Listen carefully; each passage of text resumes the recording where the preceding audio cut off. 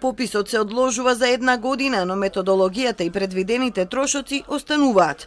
Во буџетот за 2020 треба да се предвидат околу 3,5 милиони евра за софтвер, компјутери и друга опрема, а во 2021 ќе бидат потребни 5 милиони пред се за персонални трошоци.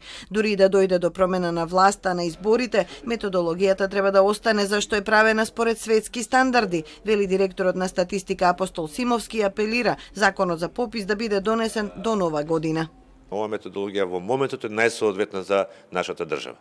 Би сакале да сме спремни да имаме попис базиран исклучиво на регистри, за жал не сме, како држава се уште спремни, како немаме капацитет тоа да го направиме, и ова е најдоброто решение, овој метод кој што го планираме.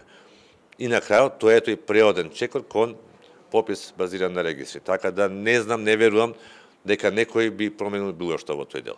Се е конкретно базирано на сите стандарди што се и од Обединетите нации поставени и од Европа. Не смее да има дилема дека графата национална припадност во пописниот прашалник треба да остане, вели професорката од правниот факултет во Скопје Ана Чупеска. За неа е лажно било какво поврзување на процентот на застапеност со правата добиени со рамковниот договор. Никаква релација не смее да се прави на бројката со уживањето на правото, на веќе стекнатото право. Значи, тоа се веќе стекнати права, што значи не може тие да бидат укинати, дури хипотетички да замислиме дека 1% има, не 21 дека се процент определени седници. Зарем можеме да им ги укинеме правото на луѓето? Мислам дека тоа е безобразно во најмала рака, а инако се именува како расизам. Пописот беше подготвуван за април 2020 по пробниот попис во јуни годинава. Статистика сега бара одложување за 1 година, зашто невозможно е да се реализира во исто време со изборите.